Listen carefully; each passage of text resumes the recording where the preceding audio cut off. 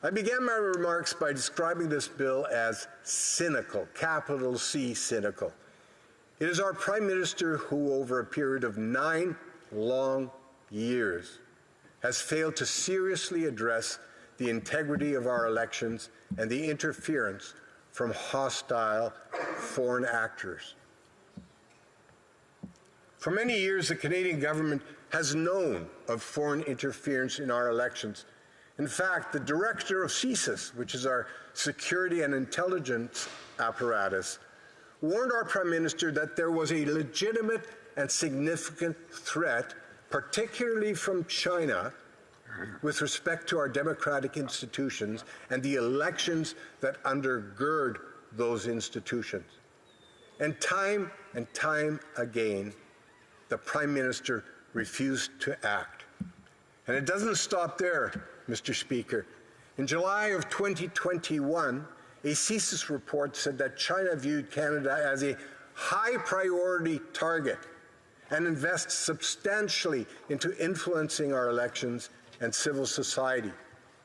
Indeed, my honourable colleague and friend, the member for Wellington-Halton Hills, has said that he and his extended family were even targets of the communist regime in Beijing, and that this Liberal government failed to let them know, to inform them of that fact.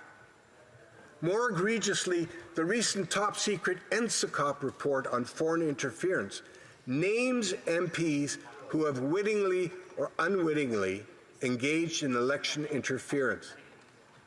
That report, sadly, has been censored, yes, censored, by our own Prime Minister, who refuses to let Canadians know who among us who are suspected of acting on behalf of a foreign government. Shameful. It is completely unacceptable, Mr. Speaker, that a parliamentarian who has wittingly aided a hostile foreign power should have their name protected and be able to run for re-election. Re-election, Mr. Speaker.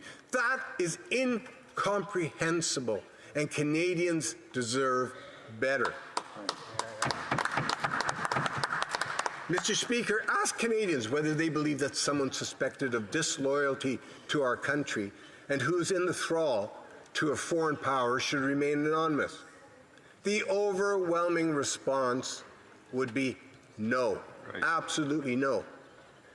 So it's fair to ask the question, what is the Prime Minister hiding?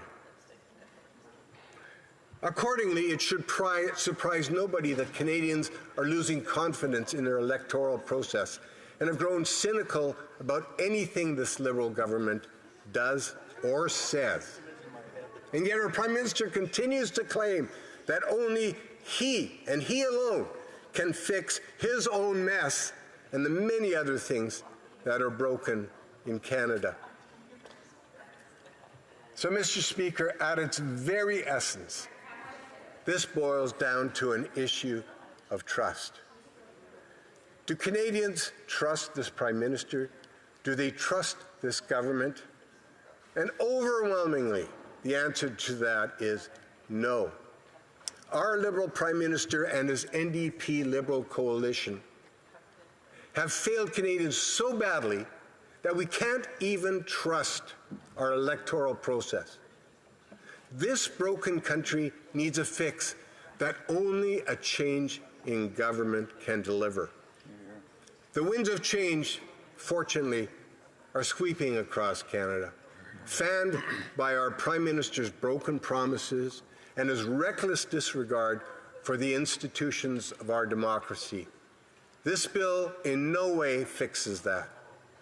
Trust has been broken, and this bill before us will do nothing to materially fix that.